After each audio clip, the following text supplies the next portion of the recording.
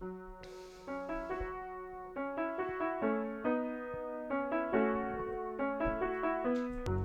situated. Getting cozy. You can't see my face. Yeah, you can do whatever you want with your purse. Okay, You yeah, can put no, it it's right fine. here. Oh, it's totally fine. I always have this big bulky water bottle in Yeah. here for every episode, so No, but we need to drink our water. You got to stay hydrated. I drink so much water. Yeah, water's good. Yeah, I do. Are you a coffee drinker? Oh, yeah. But like only in the morning. I'm not a. Okay, me too. I'm not a cold coffee drinker or all day long. Okay. Some people just crush it all day. Yeah. That's not me. No. I wake up in the morning. We've got, oh, by the way, Real Estate for Real. Hi, Eric Pettigo. That's me. I'm with my good friend, Janet Gogerty, today. Hello, everyone.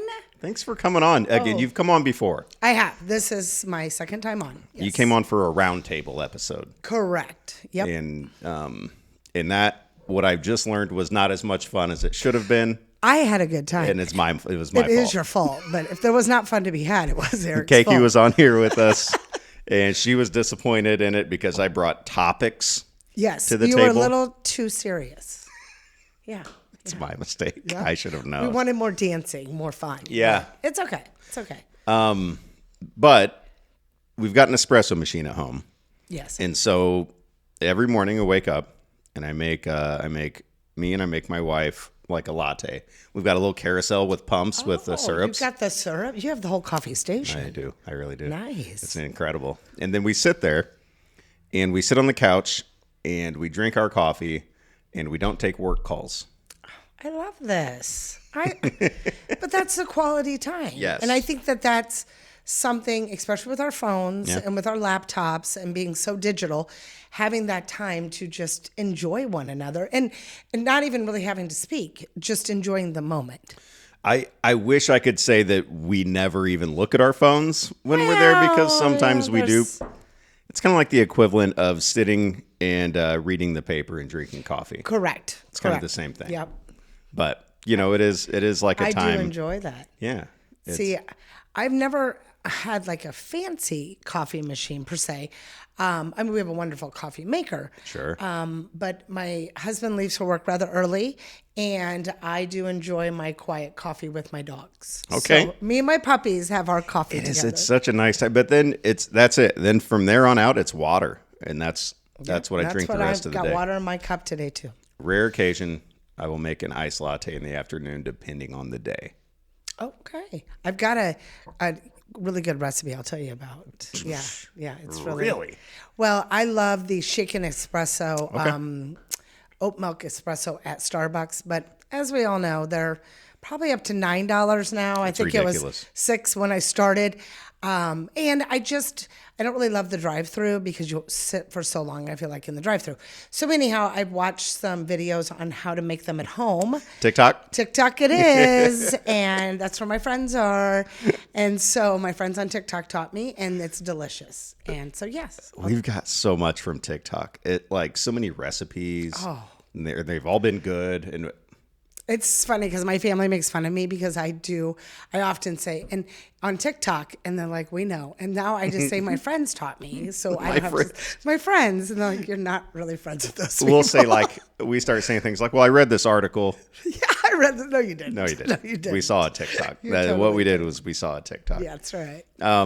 So the roundtable episode that we Yeah. did, something I was trying to do, like the format for the roundtable episodes, and I want to keep doing those because I like those. I do too. But I get, topics. Well, yeah. I think it's good to have topics. It is, but I don't do topics when I just sit down one-on-one like this. I don't That is have true. topics. We That just is true. talk. But I think when you have three of us sitting with you, it's important to kind of guide the conversation. With a group of real estate agents, you need to keep us sort of on task. But would it be more fun to not? Well, let's try it. Let's see. And that's what Keiki was saying. That's She's what she was frustrated. She's like, you had all this serious stuff to talk about, and it's Well, us. I think there was something going on, though, at that time in our industry that we did need to discuss. Yeah. And so if I recall correctly, I need to go back and watch the episode. Me too. But no, it's always fun. This is so fun to watch. Just because you learn so much about the people, you learn how they interpret different scenarios, and how they handle different scenarios. So no, I love it. I've learned a lot actually from watching this. No one more than me. I say that all the time. No one more than me. Before we get going, I told you before we started recording, like I've got a couple of pretty cool announcements. Yeah, I want to hear. One of them is, I mean, it's not me, but it is. It's the 2026 Capital Conference Realtor Day. Yes, coming up. Yeah, you aware of this? I'm coming. Yes, I'm aware. I went last year. Okay. Have you registered to go this year? I have not, Okay. but I should because I loved it last year. I truly did. The deadline to register is tomorrow. Okay. So April 8th is the deadline. And so tomorrow, as of the recording, if you're listening and you're going, you need hey, to register April now. 8th, when is that? and it's Wednesday. If right now it's Wednesday when you're hearing this, register now. Register now. Go online, register. Yes. I asked Kathy Nicholson, where do we register? You go to the IllinoisRealtors.org and then the events, Capital Conference, click on there, register. Here's the thing. There's no charge to attend. I know. It's free, which is awesome. And it was wonderful last year. I will say, as a tip, wear comfortable shoes. I felt like there was some walking. So I asked Kathy 2 questions. One of them, because it's me, I go, first question, is there a dress code? Right. Because I need to know. Yeah, I'm a casual. I get it. I'm very casual. And she said, yes, there is. It's we need business/business casual. Sure. I'm like, okay, business casual leaves a lot. It's a lot of gray area for me, but I know. I'll probably, for me, But what you're wearing is, I mean, a quarter like jeans zip. and Jordans and a quarter zip. I don't know about the jeans and the Jordans. They can't see that. You see, I'm showing them the quarter zip. My upper half Your would be upper allowed half in. is fine. Okay.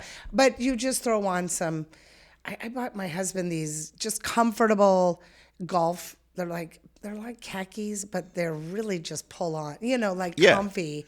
They're his travel pants. Well, some Clay Yates pants. Yes, Clay Yates pants. Yeah. Put on Clay Yates. That's what we call them. Maybe we could call Clay and get a pair of pants. Yeah, I don't think his pants would fit me. No, I don't know either. But, okay. All right. But business casual. So for me, my finest attire. Your finest. Yes, your finest attire will be necessary. The closest thing I have in my closet to a tuxedo.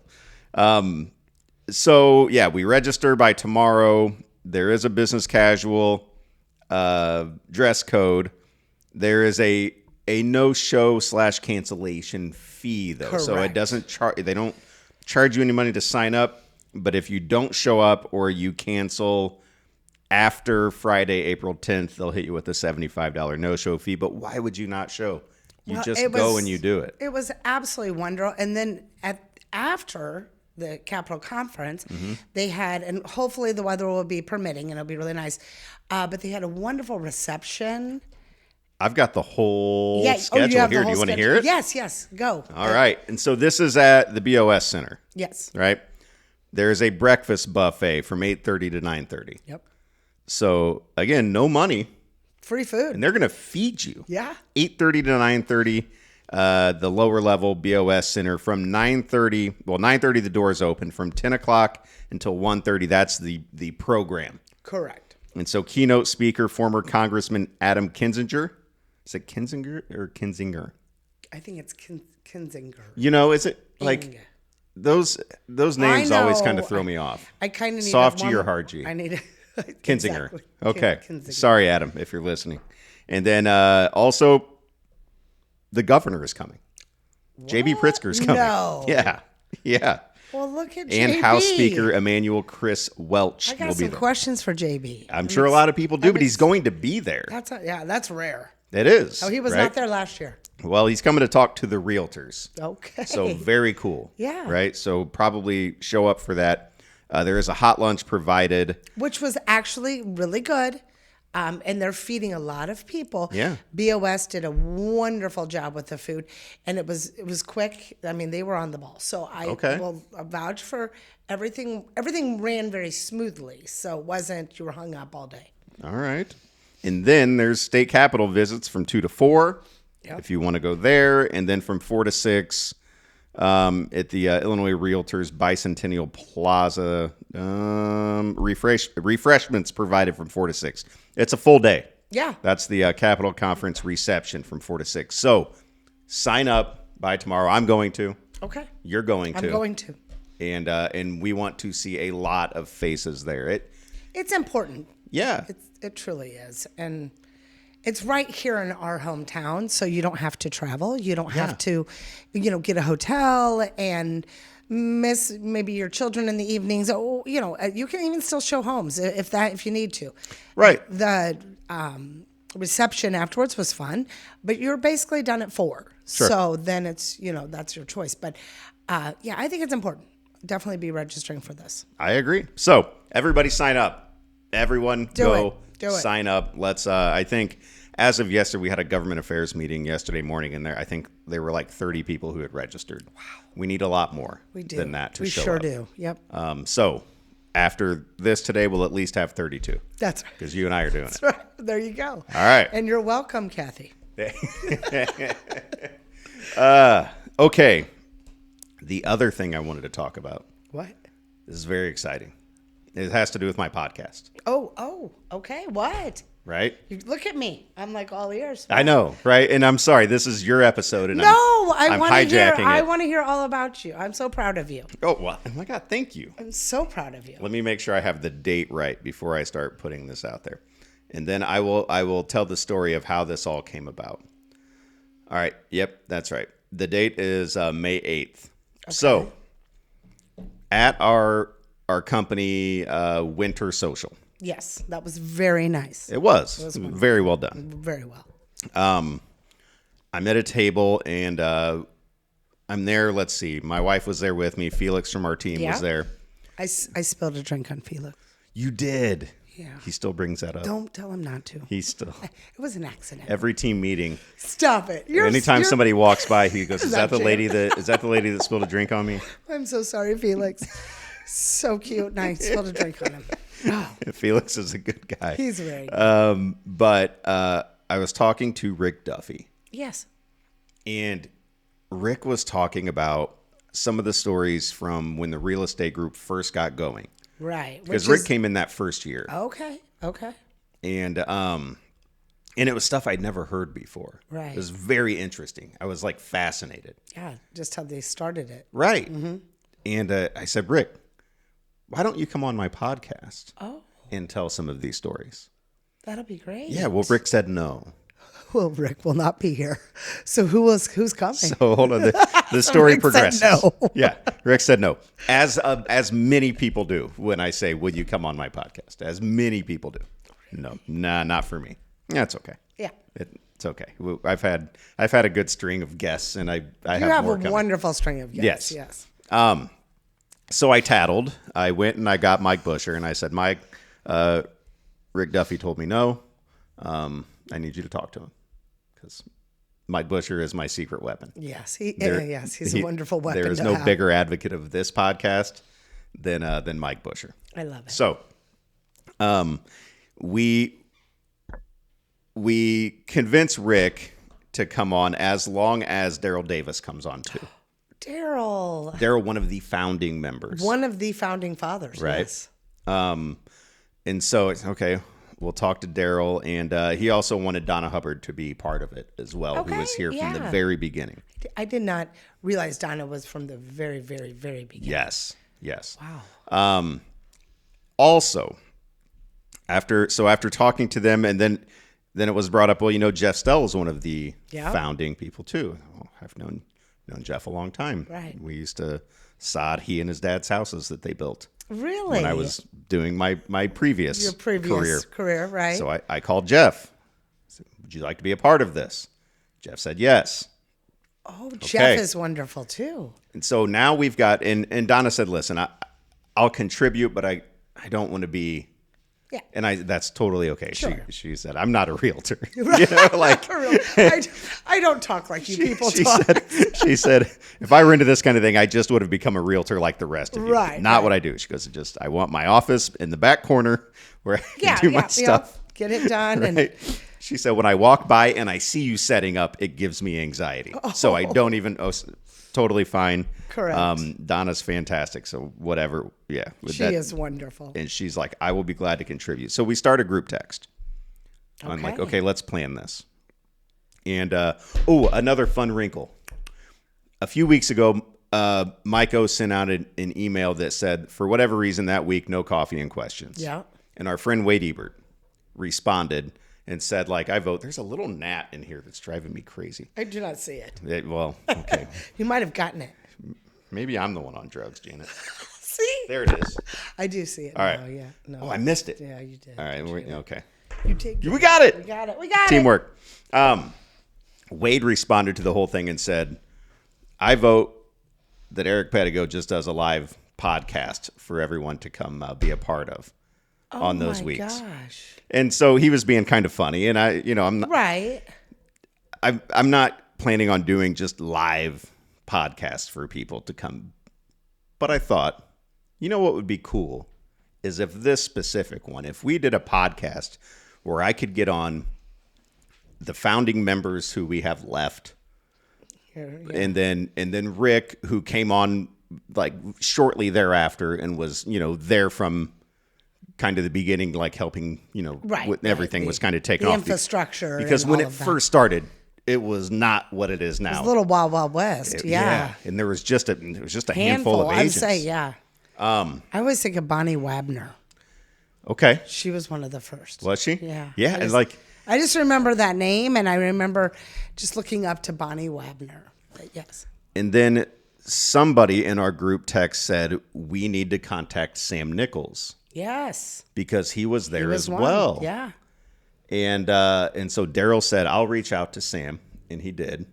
And Sam has agreed. He has? Yes. Wow, Eric, this is going to be phenomenal. So on May 8th, it's a Friday. Okay. At 1:30, out there in the Group U, we are going to set up, and we are going to invite our agents who want to come in and watch it live on my phone to be there while I sit down with the remaining founding members of our company. So will it be like a panel? It will. Okay. I like that. I like that format. Yeah. Because then they can answer questions and it's going to be a little more relaxed. It is. And it's going to be, I think the plan, I believe what I'm thinking is we'll open it up for questions towards, at the end. Yeah, I like that. But it is just going to be a podcast like this, but just with a live audience there being able to watch.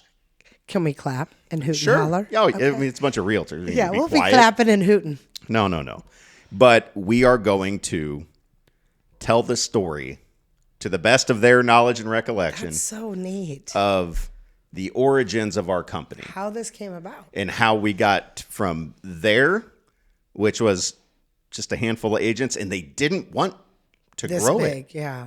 They didn't want any other agents coming in. They had their little... Right? Yeah, their group.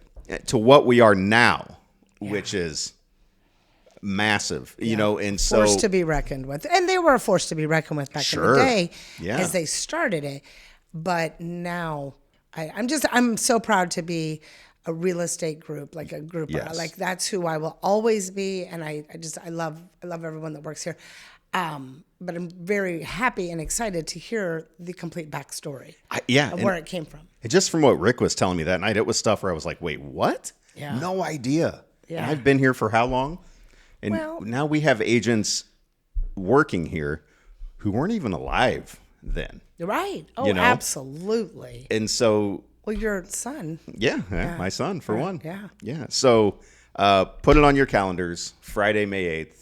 At 1:30 here at the Real Estate Group, and we are excited. We are going to kind of start the promotion. But that'll be so cool. This is the official announcement. I think I may have referenced something before on here, but this is official. It's happening, everyone. And I'm so excited. I'm so excited. And a little nervous. Can I tell everyone I have a quick announcement? Please. Just a quick one, guys. But as you all know, everyone was doing their NCAA pools. And we had one here at the Real Estate Group, which I participated in. And can you believe the big winner is right here with us today? So, can you believe it? I had no idea. I walked no in and I was idea. so excited. And yeah, he had no idea. I just learned that while we were setting up to record. I just learned that I won. I had no idea. My bracket was in absolute shambles. Like early on, Well, sure, early on, it falls apart pretty quick. Yeah. But you ended up, you said, with 3 of the final 4. I had 3 of the final 4. You didn't think you might want to tune in? I forgot. I wasn't. Well, That's so funny. at one point, and I think it was in like the Sweet 16, I was ranked like, I don't know, 26th, 27th. I mean, it was not looking good for me. And so I just quit. Mike Busher was sending me texts going, "Oh, I'm tied with you, LOL." Yeah. Like we not suck good. at this. Yeah. And then all of a sudden I find out today I won the whole thing. I had no so idea. Proud. I'm excited that today, it came out, obviously, game last night. Yeah. And when I got notification just, of who won, I was just so excited that I'm like, oh my gosh, I'm going to be with the winner. I know him. I'm hanging out with the big winner. But how many of us were in the pool? Do you remember? I know I was like 38th or something there for a moment. Yeah, 30 I think. something. I can pull it up here. Probably last. Yeah. Yeah, I have Purdue winning it all, so we know I was out for a hot minute there. 41. There were 41 brackets. Yeah. And wow, yeah, I edged out Joey Mohan by 3 points. Well, and Joey is the one that sent the text to our team today because he was so close, and he's like, but second place is the first place loser. So no, I love you, Joey. Nice job. Nice job. So I guess I get a trophy. I don't know. You do, yeah. It's tonight. I had no I don't know if I can make it. You got to make it. Okay. Yeah, you got to figure it out. Okay. I'll show property. What do you need me to do? I got you. Go cook dinner at my house. Okay, yeah. I can do that. I can do that. We can DoorDash you food, the family food. All right. We can do that. Okay. All right. Well, we've made several announcements. Yes, we have, and I've enjoyed each one, and I think they're all very important. But the May 8th at 1:30, Founding Fathers live podcast. That's going to be awesome. Yes. I'm so excited for you. I'm a little nervous. Well, and I get that. But I don't do what's weird is I don't do public speaking well. Right? Really? Yeah, it's odd, isn't it? Really? Like this stuff doesn't bother me. The thought of hundreds of people watching later doesn't bother me. you. Okay. Right? Right.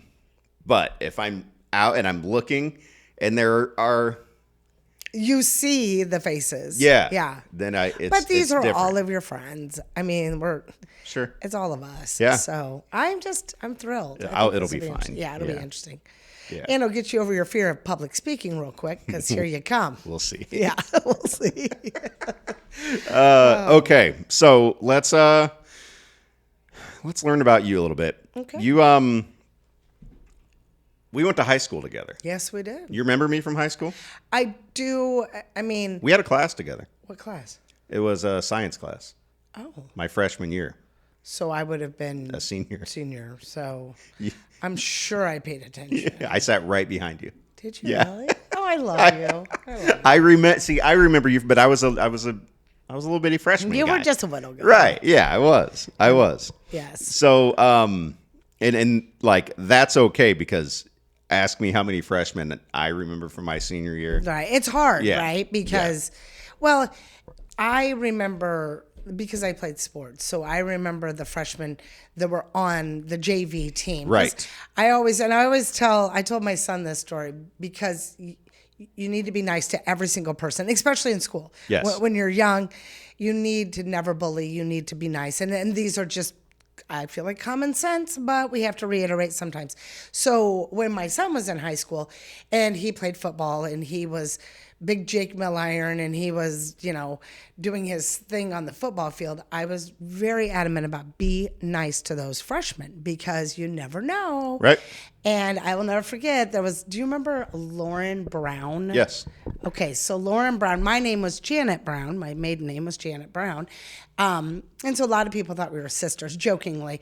And so I would say, oh, my little sister, and don't mess with my little sister. And Lauren, she's a great, great girl. And then I went, when I was licensed from 2000 to 2008, 2007. And then I had my son. Well, I had my son in '06, and ultimately '07 is when I saw there might be some writing on the wall in '08. There was a little falling apart happening, right? Yeah. So I'm like, There was certainly some writing on the wall. I'm taking a hiatus for a moment, and I became a stay-at-home mom. Okay. But anyhow, before that, when I was in real estate, as we know, we're independent contractors, so there's no benefits. Oh, and they're sort of offered now, but back then they really weren't. Anyhow, I wanted to get a job part-time to help with benefits. And I went and got a job with Memorial Medical Center. And, that's my fault. Oh, that's okay. And when I turn that down. When I went to my job interview, and all I wanted was just like whatever the minimum amount of hours was to work to get benefits. I will work that, but I just need some medical benefits. Anyhow, I walked into the interview and it was Lauren Brown. And she was like, Janet. I'm like, oh my gosh, Lauren. And then I was kind of explaining what I was looking for because she would be the one that would be hiring me. And she was like, whatever you need, Janet, whatever you need. Just like that. Yeah. And I'm like, oh my gosh, like you just be kind and that will all come back to you. So yes, high school, those were my freshmen, those were my sophomores that I definitely remembered. So it's weird how that stuff like comes full circle. Sure does. And it's when you're a kid, I mean, obviously as kids, like looking back, I was a pretty nice kid. Yeah. I'm sure there were some people I went to school with that would have been like, nah, that guy's a jerk. And I get it. You know what I mean? Well, sure. I never like the bullying. I hated that. Yeah. And so if I ever did it, I was usually just bullying a bully. Sure. For bullying somebody else. Yeah. But there was a kid on the bus who was a few years younger than me. Okay. Who had a sister a few years younger than he was. Okay. And he was a nice enough kid, and I think he was getting bullied on the bus. Oh, that was some mean bullies on buses. And we were in the country, right? So it was one of those where it was like K through, 10 on the same bus, right. And then people got their driver's licenses. But everybody was on the same bus. Correct. Yeah. So I remember sticking up for this kid one time. I was, there was a kid that was a couple years younger than me bullying this kid that was a few years younger than me. And I don't know if he was bullying his sister. I don't know, something, but I just shut it down. Shut it down. Shut it down. Fast forward, I become a real estate agent all these years later. Sure. And my younger brother at the time was working at a restaurant in town. And this guy comes in to the restaurant and says, hey, what's your brother up to? I said, well, he's just became a realtor. This guy said, oh, well, I need one. Oh. What's his number? So he calls me. He has grown up to become an attorney. Oh, my goodness. Wow. See, you helped out a smart one. Yeah. Good for you. So I've helped him sell that house and another one in Leland Grove. I helped his sister sell her house. I love that. And we've become like friends as adults. And I don't know if that incident had anything to do with it. Right. But well, he definitely felt safe with you. Well, yeah. I mean, it's not like we hung out when he was much younger than me then. Sure. So, but I don't, he wasn't like, hey, remember that time you stuck up for me? Well, now you're my realtor. But for whatever reason, I know exactly what you mean. He asked for my number, and now we've become friends. I just talked to him the other day. He'll call me up if he comes across something real estate related in his line of work. Oh, okay. Right. That's because nice. As much as people talk about, well, you can just get an attorney to do it and that kind of stuff. A good attorney knows, well, I can call a real estate agent and ask some questions because they deal with these contracts every day. Yes, they do. Attorneys deal with all sorts of contracts. Yeah. Right. So, I mean, you build that foundation young, and so kids, be nice to kids. Just be nice. Just be nice. Everyone be nice. It's not that hard. Yeah. Just be nice. Yes. I feel like I've raised some pretty nice kids. I'm sure you have too. Yes, I try. I really do. I have to give a plug to my son. He has his own lawn care company. Oh. So if anyone needs their lawns done, JRM Lawn Care I told him I would mention it. Perfect. He was like, "What are you going to talk about on the podcast, Mom?" I'm like, "Oh, just JRM lawn care." The whole time? The whole time. I'm just in the JRM. Be an hour-long promotional. That's right. Hour-long promotional for JRM Jake. Lawn Care. But no, I'm proud of him. He's working hard, and he's getting his pilot's license. So he's cool. also doing that. That's his ultimate goal. So Very cool. It'll be cool. Yeah. Awesome. Yeah, well, I got a kid out here selling real estate. I'm killing it too, by the way, which I'm so proud. Every time I see his name, I'm like, yes, yes. We are competing on our first property. Are you? Oh no. Well, yeah, that's a weird thing because it's still his work still funnels through me. Okay. Where sure we're still like he can fill out contracts but he still feels better if I look at them first before they get sent out. Yeah. But he's doing wonderful. He's fine. Yeah. Yeah. But still. But I think that's smart of him because one miss and Right. Yeah. Two sets of eyes. I probably need to have him look at mine too, just to make sure. The contingencies, just different things. But yes, it's good. Yeah. So I showed a house yesterday that my people want. He showed it today. His people want it. So we both have offers. Tell Chase to call me. I'll make sure he wins. I'll help him Janet. out. No. Come on. It's a weird thing because it's one of those where it's like, it is hard. I don't want him to lose one. No. And but you don't want your buyer. And the thing with competing offers, whether you're friends or coworkers or father son or whatever, at the end of the day we work for our clients, and our clients are ultimately, I always just tell my buyers, you got to have the number that if it goes $10 over, you're okay with it. Sure. I don't know what that number is. That's individual to each of us. It's your number. That's your number. Yeah. And the worst part about real estate right now is, it's sometimes the first time buyers and even people that haven't bought for 25 years or whatever. I always say, well, the asking price now is a starting point. Yeah. That is no longer. We're going to negotiate down from there. I'm not saying that every time, but 90% of the time, it's now the starting point, and we kind of got to go. Even if a house that just hits the market is going to sell for less than they're asking, it's not going to do it immediately. No. Because the expectation of a seller right now is I'm getting more than this. Yes. That's their expectation.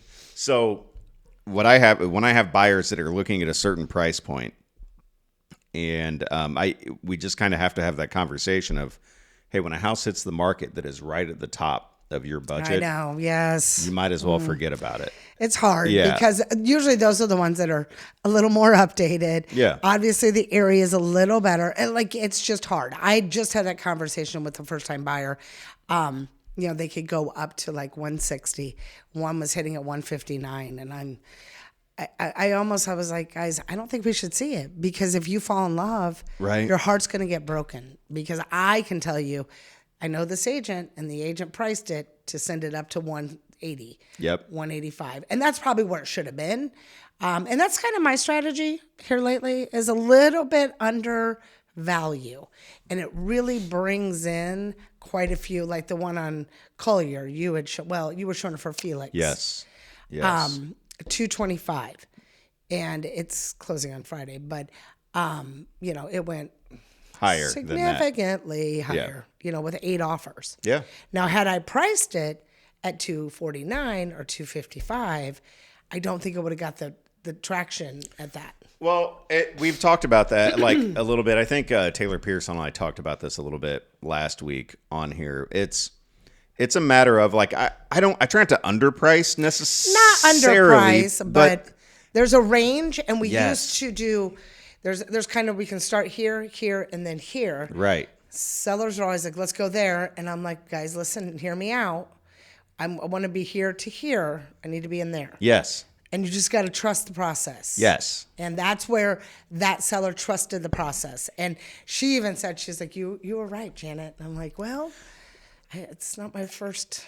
There's a strategy to it. And it's the the whole point to me in selling a house right now, and there, I know it's crazy to say create urgency because there's already like a built-in urgency with the lack market of just being the inventory, way that it is. The urgency's there.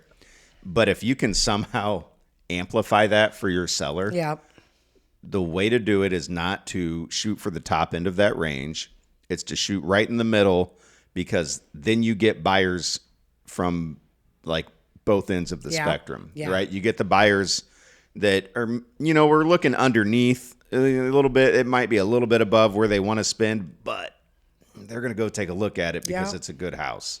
And you get the people that are looking higher than that, and they go, okay, well, that's within our budget. Let's go take a look at it because we can actually, we can play the game a little more. And we have the capital to bump that up if we want to. Whereas if you just go to the top end of that, you miss out on all of those buyers that were going to stretch just to come see it. They're not even coming through the door now. I know, because they know. And so then if you have them taking their best shots on the lower end of the spectrum, and then you have the people on the higher end of the spectrum that are building, then you go back and you say, instead of saying, well, we've got 3 offers on this, then you go back and you say, well, we've got 9 offers on this. And then people start getting a little more aggressive with their offers because they want to win. And so it's tough for a buyer right now. It is tough for a buyer. And at different price point, different price ranges, definitely, and locations. But the right one's going to come along. And I'm a firm believer, if it doesn't work out, it wasn't meant to be. Sure. Don't get your heart broken too much, because there's something that there's a better one coming, or maybe a better location, all the things. So, and it has worked out for me. I'm a very positive thinker, or I try to be a positive thinker, and my glass is always half full. Yeah. So let's just keep that where we don't get too sad. You know the motto in our house? What's that? Feel it real. Feel it real. Yeah. We feel it real. I love that. Ever since I've been in this business, that's my wife and I. That's our motto. We feel it real. You do. You have to. We put that good out there. There is still, and I know it's tricky because buyers' mentality is kind of all over the place, right? Correct. We have the ones that are like, I'm going to do whatever it takes. I understand it's a competitive market, and so I'm going to take big swings at things, and they get it. There are still people who are looking in the market with the old way of thinking. I'm not getting into a multiple offer, and I'm not going over. And I would never pay full ask for a house, right? I would never put a appraisal gap. What do you think a fair offer on this would be? Fair offer. I don't know, 15 over? I don't know. Right, 22 over. But there's still a place for those people that I've found in this market. Now, they can't look at brand new listings because they're never going to get them. But scan the inventory. 15 days on market. You can start looking. Yeah. Yep.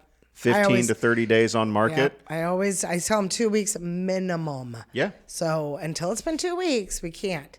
Because that's the market is speaking to that seller right now. Sure. Allow it to speak a little louder, and then when we come in, Yeah. Yeah. I agree. agree. Then even if you have buyers who don't have that mentality, like this is something I was talking about with Felix the other day, because he's got this great couple he's working with, and they're looking, they're the ones who went through Collier. Yeah, went through Collier, and I told him, I said, listen, they bump up their price range in your search by like 10 grand over their max right now. Right. See what's been on the market for 30 days. Right. Oh, that's good. Yeah, that was good advice. That's like 10 grand over where they're looking. See what's been on the market 30 days. Was there anything? A couple things. Was there? Yeah. See, that was good. That was wonderful advice. Is you got to go a little higher, and then you can start to play with that pricing. Yeah, if it's been on the market for a while, because then now the mad buyer frenzy has forgotten about those properties. Yep, it's done. They're jumping on all the new listings, but those ones now are there. Correct. And it's not just for the people who want a deal on a house. It's for people who are striking out, going after new listings. What was their price range? Look at me now. I'm helping. What? Sorry, Felix. What was that? Was it up to 230? Close. Yeah, right around there. Yeah, right in there. Give or take. Did they do a duplex? No. Okay. Never mind. I'm trying to strike deals here on the show, which I appreciate. Look at my wheels start turning. I love it though. I love it. That's how we work. Yeah. Like, yeah. I'm like, hey, wait, I got a little something coming. Hold on.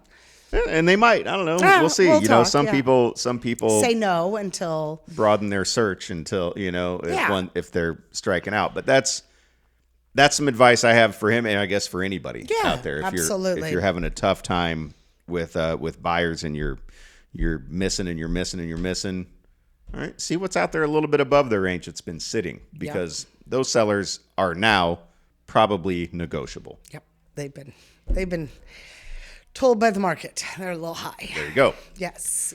All right, so let's.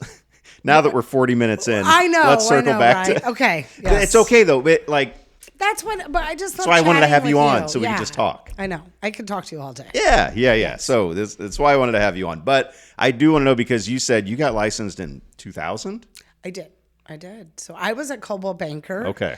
It was Coldwell Banker Davis Devonshire. So Julie Davis was still involved. She had sold it to Devonshire, but like her name stayed on for a little while. Okay. Anyhow, Mike Busher was the managing broker. So love him. And, there was a great team. That's where I met Diane. Okay. I met so many great agents during that time. Then there was a transition to Aspen Real Estate. Do you remember Aspen? I do. Okay. I do. So I always kind of joked. Before my time, but I remember it being in town. And being in town. And that was Rada Jeezy. It kind of started that. I was laying sod then. Oh, were you? Yep. Okay. So that would have been 2007-ish. Yep. 2006, 7. They had green signs, Aspen, so it was like a hunter green. Oh yeah. And I always said I bleed blue because I was a Coldwell Banker agent, and I loved Coldwell Banker, and I loved Mike Busher. I loved everyone that I worked with. But then one day I came into the office, and a few of them had left that I didn't think were going to leave. They went on to Aspen. Okay. And Aspen was just they were taking over, and I get it. But that was the moment when I was like, all right, either I go green or I step back. And I decided to step back for a moment. My son was right around a year old. It was already difficult enough to have a baby and trying to do real estate. Yeah, I imagine. Because you got to have like full-time daycare, but you don't really need full-time because it was tricky. Anyhow, I took a little hiatus and I let my license go, which was not my smartest move. I could have just hung it in the referral network. I don't know. I really, anyhow, I did. So I went through. And that was probably, real quick though, that was a good age for you, where a lot of people were probably like people you knew. Yes. Were like getting into homeownership. 100%. Yikes. That was not my, yeah. Hey, that's okay. But it's You're okay. doing great. It's now. okay. Yeah. I love it now. Anyhow, so then I ended up ultimately going through a divorce and wanting to get back into real estate. Here we go, calling Mike Busher when I need a job. And I told him I don't have my license any longer, but he ended up setting me up as an unlicensed, getting me an interview to be an unlicensed assistant to Julie Davis's team. Okay, see, that's what I thought. Like I thought, because when was that? That was in 2014. Right, which is like right when I started. Right. So I was unlicensed during that time. So when I started, I remember saying like, oh, that's Janet from. Yeah, that's Janet. Yeah, there she is. Yeah. And I was fine not being licensed. I remember the stress of the job and what? Well, stress. There's a little bit of stress involved. This luxurious job where we just spend half of our life on vacation, and the other half making TikTok videos about fancy houses. Correct. That's what I normally do in my spare time. So I decided to just go back unlicensed, and I was fine. Everything was good. I didn't want to miss anything from my son. He was young. My daughter was still in high school. She was getting ready to graduate, go on to college. Anyhow, so I kind of, once again, there's either the market's going to crash or the market's spiking, right? And I saw it in 2020, and I'm like, whew, I can't believe this, but I got to get my license. Like, I got to get back in. And so in 2020, and I'd met a wonderful man, Ed, my adorable husband, and I felt that comfort of someone was backing me. Okay. And that's hard as a single parent to be a real estate agent and have all the pressure of this industry on you and being a single parent. So I'd met a wonderful man. I can't imagine. I can't imagine not having had my wife with me for this whole thing to just for a sounding board. It's so much. Yeah. And the financial aspect of, because it's either feast or famine. Yeah. I mean, in real estate, now we can budget and do the things, and I'm very good at that, and I pride myself in that. But it's hard if you don't have a closing for a couple months. The famine starts to set in. Yes. And then you get desperate. So anyhow, met Ed. Everything was wonderful. Got my license back. Now, in 2020, there wasn't a lot we could do with getting a license because everything shut down. Right. And so you couldn't even take the test. You couldn't do anything because all the testing facilities were closed. Oh. And so when they opened back up, I said, I'm here and I'm ready, and got my license, and I'm back. And you're back. I'm so happy. I'm so happy. And now I'm on your home team with Diane Tinsley. She's our team leader. I had a wonderful team. Diane's fantastic. Yeah, One of my favorite the support people. and everything, and just being here at the real estate group. That is, and nothing against any other company. I just, once again, I'm back to bleeding blue. I'm here. You love the color scheme. I love the color scheme. Give me blue and white, and I'm ready. So yeah. I've never been anywhere else. Well, and it's okay. Like, yeah. Why? If it ain't broke, you know what I mean? Yes, like I understand. I can't imagine a better place to work. I absolutely love it here. They're wonderful people here. Yeah. Yeah. And so, I mean, the other agents here, the staff, our staff is just incredible. It is. It's so incredible. Yeah. I called Debbie the other day, and I was like, Debbie, and she was like, yes, sweetie. And I'm like, I screwed up. I've screwed up. And nothing is a screw up because they can fix it. Like, it's all fixable. So. I can't imagine, like, the calls they must get from us. Right. Because there's so many of us. From the perspective of, like, the staff here or of one of the mics. Oh, yes. Where there's just all of us crazy people that they are responsible for. Yeah. And we're just out here, flying around 1,000 miles an hour, putting deals together, blowing deals up. Right. There's just things are happening. And we're moving and shaking, and they're always getting the calls from us. When I had everybody agree that we could do this podcast on May 8th, I called Mike Busher, and I got his voicemail. And I said, Mike, I've got some awesome news. Call me back. Oh. And so he's like, somebody called me with good news? What, Right. True. And so neither of the mics ever get phone calls of people going, hey, I just want to tell you something good. Yeah. Oh. It's always like, hey, listen to this. hey, here's what we got going now. I know. I called Mike O a couple weeks ago with something, and he was like, wow. Never had this one, Janet. And I'm like, well, leave it to me to figure out how to make. Yeah, I mean, it wasn't something I did, but we had just never ran across it. Ultimately fixed it, but yeah, it was good. I hit them both with something they hadn't had. Neither of them nor our title company here, Cornerstone, had ever come across. I want to hear this story sometime. Yeah, this would probably be it's a little too fresh to, I think, okay, put it out here on the podcast. Fair. We stop recording, I'll tell you. Yeah, I want to hear that. It's a wild one. Well, yeah. However, there are certain instances where a deal is dead in the water, right? Yeah. You're looking at the circumstances and you're going, okay, what else can we do? Because this one isn't happening. There's no way that this can happen. Correct. And somehow. Yeah, and it's because we're surrounded by such good people. Yep. And other agents, again, staff, managing brokers, like such good people that are so good at what they do. Yeah. That we pulled it off and we closed. You closed. Yeah. High five. Not only that, but on time. Oh. Which is wild. Oh, no extensions needed. No extensions needed. So, well, I just did a deal with Andrew Kinney not too long ago, and some problems arose during it. All his fault, I'm sure. It was 100% his fault.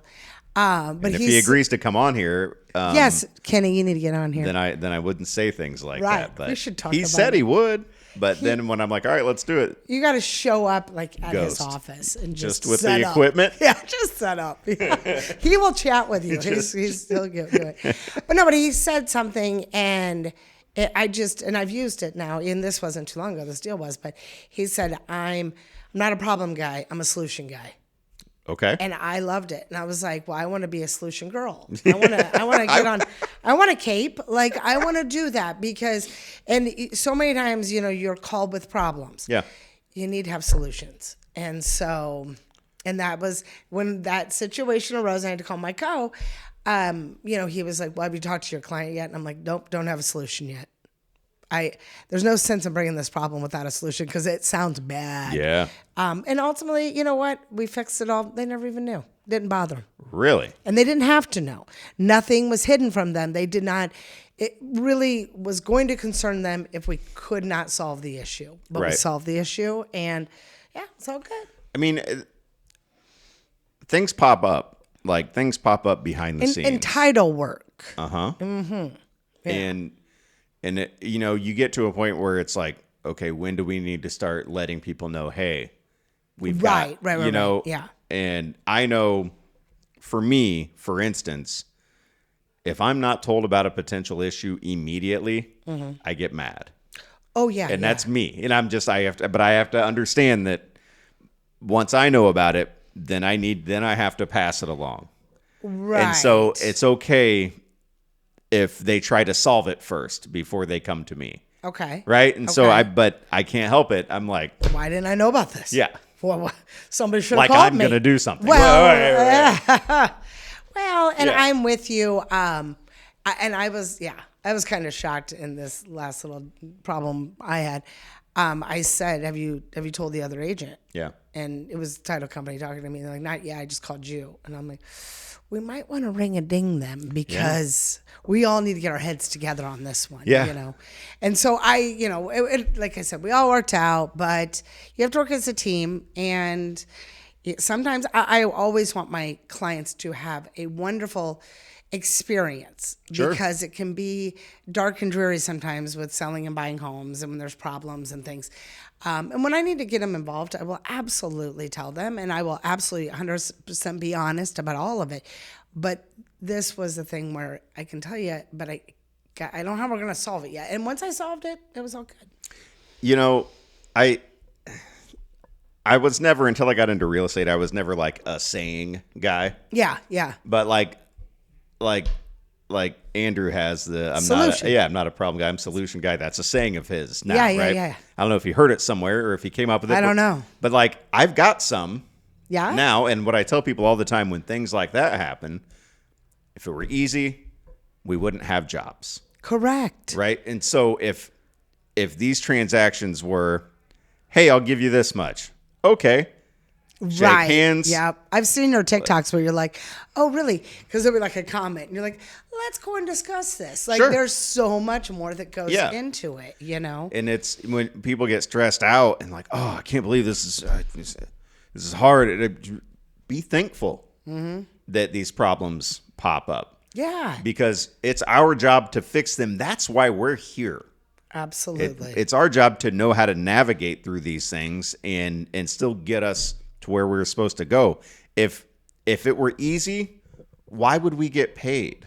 Right. Absolutely. Absolutely. Not that there aren't easy deals. There are, and that's what kind of counterbalances the ones that are absolute nightmares. Yep. I just told Jane, hey, the other day we were talking about a deal that we have going together. And I said, it's there's sometimes we have, things that we have to work through, but then it makes those ones, where you don't have any issues, you make them, I guess you appreciate those more. But I always appreciate any issues that arise because I'm learning from the experience and I'm learning how to be a problem solver rather than just coasting through it, Ain't no coasting. No coasting here. No. You coasting here, you're not going to be doing this very long. No. You got to get your hands dirty. That's right. But that's one of them that it's. I like it. Yeah, I like a saying. I've got a couple more. Yeah. You want to hear? Yeah. All right. Do you have sellers? If you ever have sellers who are stuck on a price point and you might tell them, hey, we should be here. And you lose that battle because we all lose battles sometimes. Sure. And they don't want to come down. Maybe they're on the market now for a couple of weeks. Okay. And they don't want to. There's whatever reason. We had some bad weather or we had, we almost got it. We just need the right person. You've heard all this stuff, Yeah, I've heard right? It. Yep. It's a perspective thing. So what I usually tell them, I say, okay, listen, you have two different mindsets. Do you want to sell your house or do you want to wait for someone to buy your house? Two different minds. And it's two totally different. If you want to sell it, we can sell it. There are buyers out there right now. We can sell it. Or we can wait for someone to buy it. I like it. Which is probably going to cost you more money in the long run. It will. It's up to you. Absolutely. Because you put that buyer in the driver's seat. Right. You're in trouble. Yeah. If you want to sell it, though, we can sell it. Let's go. Ask me how. Yeah. Because we can sell it. That's absolutely right. It works. No, all right. I like it. It works for buyers, too. Yeah. Do you want to make an offer on this house or do you want to buy this house? Oh, okay. Mindset, right? It is. It's a totally different mindset. Yeah, we can make an offer, see what they say. Throw something You out want? there. You want to buy it, though? Let's buy it. Yeah, then buy it. I got some buyers right now I might use that on. I like it. Please do. Yes, I will. Yeah. I will. It's not trademarked. No, not yet, but it might start to be. No. But I don't know. That's just what I use. And maybe I'll have a whole book of little sayings. Yeah, pedagogisms. Pedagogisms. 2026 March Madness champion pedago sayings. So what I gotta ask? Yes, because now you are the champion, so you get to do that. I should have got the trophy. I know. I tried to go get here. it, but there was people in the big conference room. I should have just snuck in. Excuse me, I just need to grab this. What were you Because I saying? wanted to Sorry. be sitting here. I was so proud to be with you. What made you grow your team? Because you. My cute little team. Yeah, his team is adorable, by the way. They are very cute people. I like cute people, and they're very cute. A lot of it was when Jace got his license. Okay. I mean, it kind of like the stars aligned. Okay. Because the topic has come up before. I mean, I've been doing this a while. Yeah. And I mean, I don't sell the most, but I do a pretty good job. Yeah, you do great. So, it's come up before. Like, why don't you start a team? Well, my kids weren't really, you know what I mean? Like, I really timing of I get that. I know the way that I do stuff. Like, okay, if I'm gonna dive into building a team, then I'm diving into it. Yeah, you are all in. That's the way that I am, and I needed to be kind of equal parts, like family, kid time, and work time. Okay. And I didn't feel like I could do that building a team. Okay. But now the time is here. Now things are a little bit different. Like everything kind of fell into place. Jace got his license. Our other son, Braylon, is 19. Yeah. Our daughter, Jersey, is 17. She's a senior. Sure. I mean, they're all driving. They're all, They're very, independent. They were independent, I'm Right. certain, even younger, but that independence when they get their license and senior year. They all work. Yeah. And it's like they all have social lives, and it's hard to probably even grab them to have dinner. Oh, they love dinner. Oh, yeah. They do love dinner. We're a pretty good dinner family. We're a dinner family. And my wife and I both cook, and we cook good food. So the kids know. I love it. So they know they come home for dinner. They come home for dinner, and that's great. We love that. But it just kind of like worked out like that. And then my wife was working at the physical therapy office in Chatham, and it closed down. Okay. And so instead of finding another job, she had to nurse me back to health because I tore my ACL. Yes, I remember that. So that was like all kind of, and then it was like, then Jace got licensed, and it was like, well, let's do he this. could be an independent agent, which is actually what he was going to do. Oh, was he? For a little bit. Oh. But it was like, who's going to train him? I would still train him, of course. Right. But, I mean, not to get too much, behind the scenes, but he could be giving a chunk of his commissions. That's very true. Yeah, no, to the company. I'm following you. Or keep it in the house. Yeah. So let's do that. Yep. Right? Yep. So it's like, all right, well, let's just start it. We'll start the team, be you and me. And you know what? Like, if we're going to do it, let's hire Amanda. Yeah. So she doesn't have to go find another job, and Yeah. she can help us with this stuff. And if we're going to do it, then let's do it. Let's recruit a little bit. Let's get some people to come work with us. And and so now we've got Jace. Jace Daly out there. Accept his offers, please. Accept his offers, please. You know what I mean? I love it. He's a young agent. We don't share a last name. And not that I'm saying it would help, but I know. You take your lumps as a young agent. Yeah, you do. Where you don't get picked. Yeah. And, people talk and you kind of hear like, boy, I probably should have got picked there. Right. Yeah. But I didn't. So that's weird. And it's like, okay. But either way, he's had a pretty good string here lately, and he's getting excited.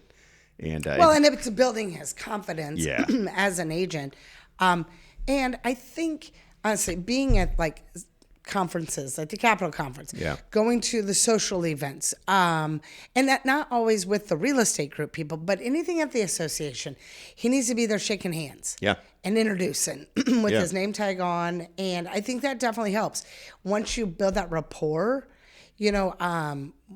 I love Josh Johnson, and he's a lender with Hickory Point Bank. Yeah, he was on a couple episodes ago. Yeah, yes, Yeah. I watched his episode. Yeah. I adore Josh, and he knows that.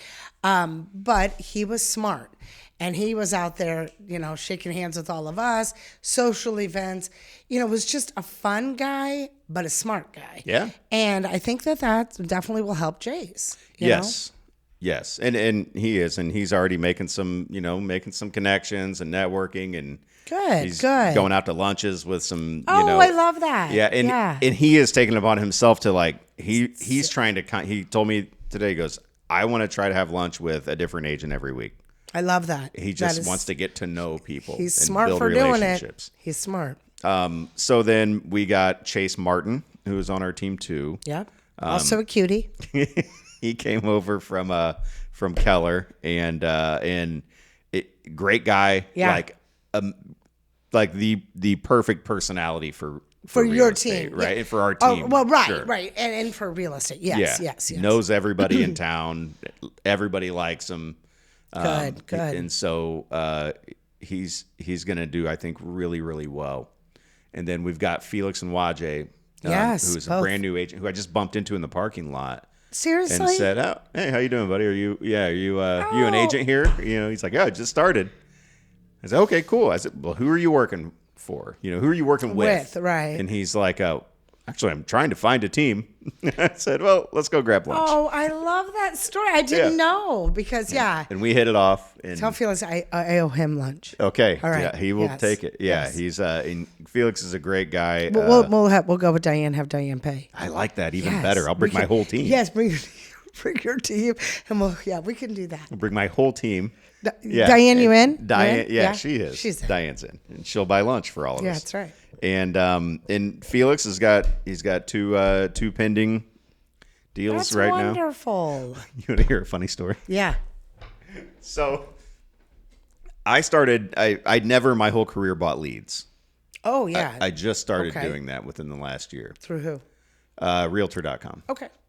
And credit to Jace. This is where Jace has taught me something. Okay. Because as a young guy getting in, none of the people in his circle are in the housing market. Right. So he's like, and he's been... How old's Chase? 22. 22, yeah. Yeah, they're coming, but they're not there yet. Yeah. So he had some money saved up. He's always been working. He's like, I'm going to buy some leads. And I was like, whatever, man. If you feel like... That's going to help you. Yeah, you're like, that's going to help you, man. Go ahead, buy a few.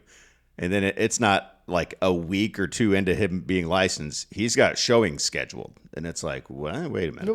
What's happening? How'd you do that? Like, I haven't even shown you a contract yet. And you're out on showings. That's awesome. Okay. And so, but then I was like, well, let me just see what's out there. Yeah. Let me see how much these actually cost.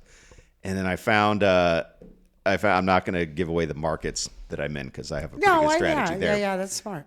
But there's a house that's been on the market for over 200 days. What? That would not sell. But for me, I had leads in that specific zip code. Okay.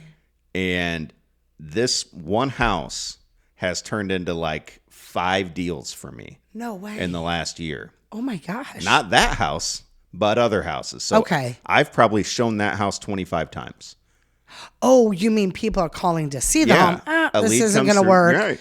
I'm going to start looking. Yeah, Here we talk. Yeah. Here we are. And then I end up really selling them something else. Boy, you need that sucker to hang out. So, don't I? Yeah. So the other day I'm on the way out the door, a lead comes through for this house. I don't have time to chase that lead down. So I just share it to our team group text. Yeah. Anybody want this? We'll do that sometime. If sure. we can't, if we can't, just here's some lead. Here's a lead. Somebody wants to call. Felix calls. Showing gets scheduled. He goes and meets the guy over there. Cash buyer, locks it up. No way. The house? Yes. No, Felix, no. Yeah. But I mean, so excited for Felix that was our house. The first time I delegate way. the one lead. And it just a cash done. Yeah, and just. Oh my God, that's great though. The first time I delegate that specific house, Felix sells it. Like, man, I'm happy for you. Yeah, this is awesome. But that's exciting. Right?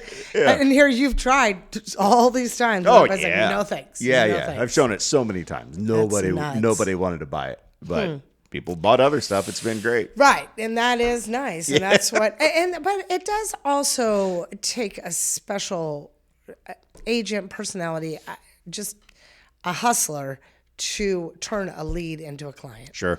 You know, I mean, our buyer contract, the right to acquire the contract, that is helping, right? I mean, that just because we explained a little more, I think now, being a buyer's agent, but so many times the follow-up is not there. Right. And, they called to see the house. They didn't call to see Eric Pettigo or Janet Gogerty. Nope. They don't care. But you can flip them and turn them into your person if you're doing the right thing.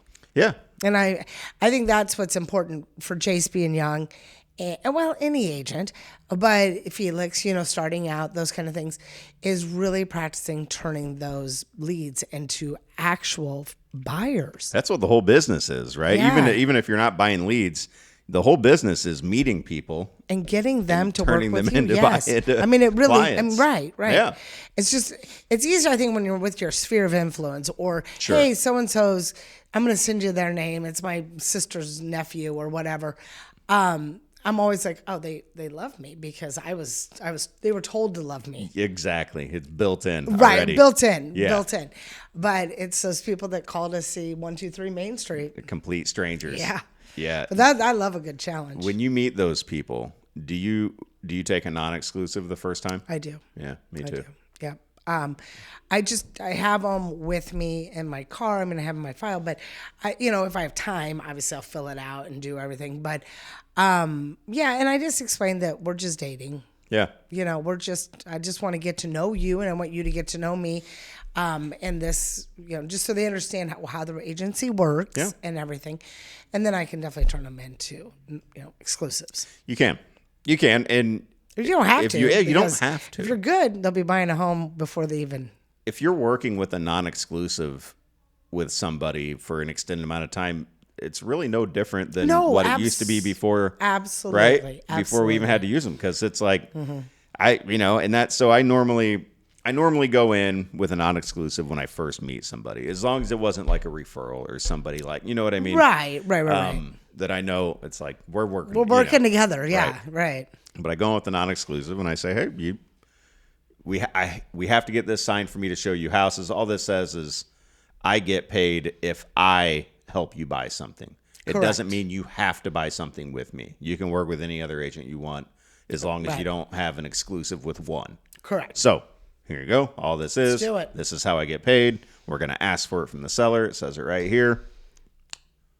Here we go. Now let's go look. You know what I mean? Yep. So that's that. No need to go. Yeah, you don't have to make this long, drawn out. I agree with that. Yeah. I don't tell them about it over the phone. Oh, I don't either. That's some people, scary. Some people do, right? They tell them about the buyer agency? Yeah, the first time that they talk to them, they'll get a lead and they'll say, well, I got to send you over this agreement to sign before I can show it to you. And then people go, oh, no. I need to see you. Yeah, we're going to need to talk. This is going to be face to face. We're going to be in the, we're going to be in the yard. In the hood of my car. Yeah. But no, I don't like, because no one would really, well, I mean, it may work for some agents, and I'm not judging that. Right. But, no, that's you don't have to. Not my approach. Yeah, no, mine either. You see that door? Yeah. You want to go through that door? Yeah, you see that door? You want me to unlock that door? Yeah. Yeah.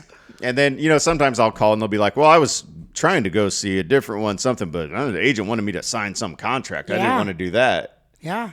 But it's, then to me, I hear that. It was the approach. And I go, they didn't do a good enough job explaining to you what that is. Exactly. And so let me just explain what that is really quick. So, we are going to have to sign something, but it doesn't mean you're locked in. You're not locked in. This is. Yeah. Sometimes I make them address specific. Do you? Mm-hmm. I've definitely done that. Yeah. Where there's kickback, and then I just write in the address. I mean, that way I'm like, no, this is actually, I can make it for this home. I hope we look at more homes, which we will have to discuss that at that time. Yeah. But I don't want you to feel like that pressure, So I've definitely done it, and it always has worked. They're like, once I get them talking and getting to know them and pulling my Janet spell over them, they're okay. They're fine. I'm sure people love working with you. Well, it's fun. It's yeah. fun. I mean, people want to have fun. Well, they do. Right? And it's just having the knowledge. And, I never try to be cocky about anything, but it's just, I don't know, I think it's confidence. Yes. It's confidence, because I do know what I'm saying. And if I'm not certain of something, I got a whole team of people that I can ask, and that includes you. That includes, I can ask any of my fellow agents and get these answers.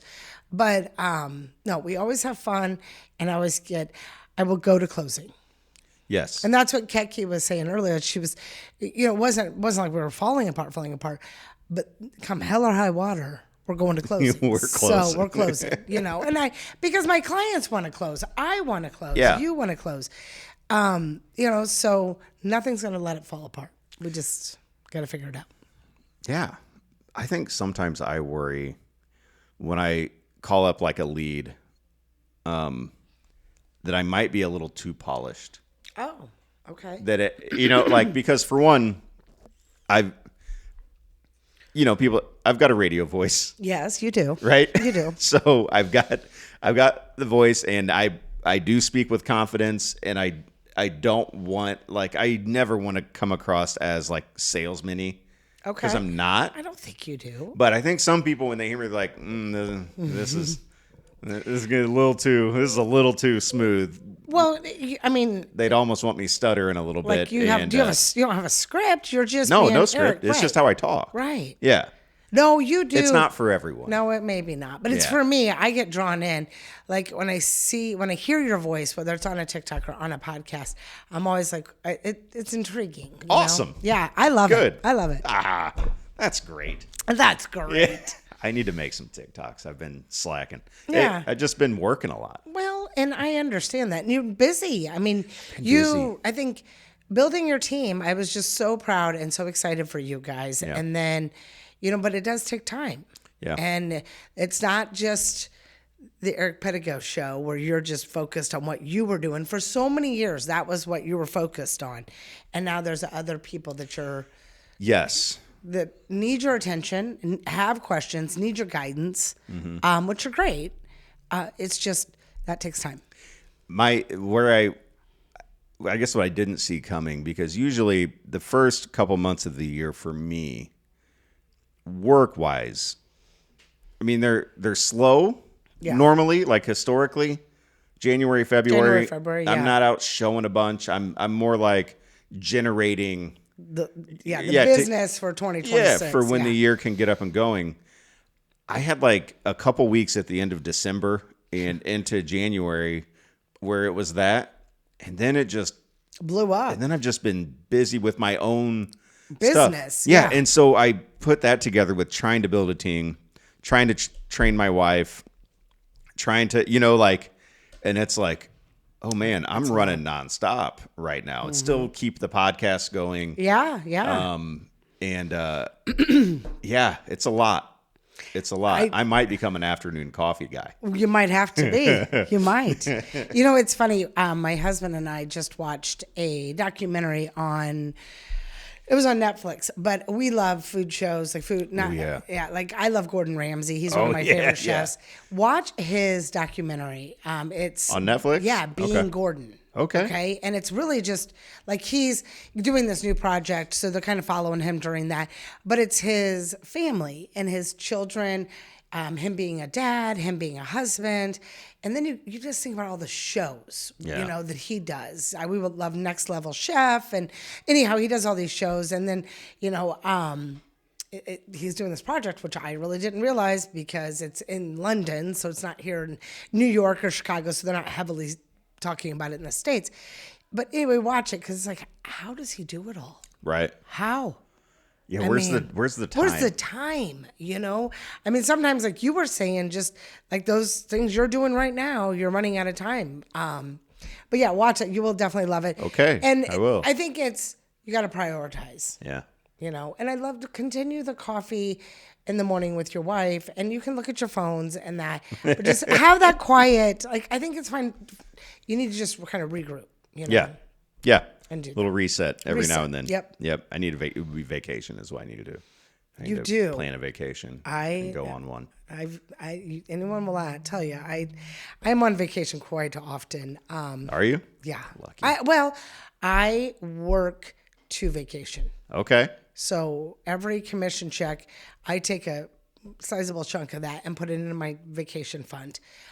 Because I want to make sure that like my husband and I are going next week to just Kansas City, Missouri. We've never been. But it's still something. It's 4 nights. Yeah. I think three or 4 nights. Anyhow, but you know, just enjoy some food, enjoy some time with him. It's a little early. Our anniversary is in May. All right. But May's a little busy. And then my daughter's getting married in June, so we have that. So we're super excited for that. And then she's getting married in California. So we kind of extended that out a little further, and we're going to do a few days here and there. Book the vacations. Okay. Eric. I will. We don't talk about it. Book the vacation. Don't talk about it. Be about it. Be about it. It really resets you. Well, and you'll just get insanely busy the second you book it. So that's the move. That's how you make money. That's how you make money. Get out of town. Get out of town. That's right. All right, Janet, let's wrap this thing it up here. Let me do this. Let's remind everybody about the 2026 Capital Conference Realtor Day. The deadline to sign up or to register is April 8th. That's tomorrow as of this recording. So Correct. You and I are going to do that today, but that's going to be awesome. So do that. We'll be there. Yeah, we'll be you there. Can hang out with us. Yeah. So nothing else. Yeah, You'll nothing get some else. laughs You get in. to hang out with us. Janet Gogerty, thank you so much for coming back on. Thank you. This was every bit as fun as I hoped it would be. I love it. I love it. All right. Thank you. Talk to you later. Thanks for listening, everybody.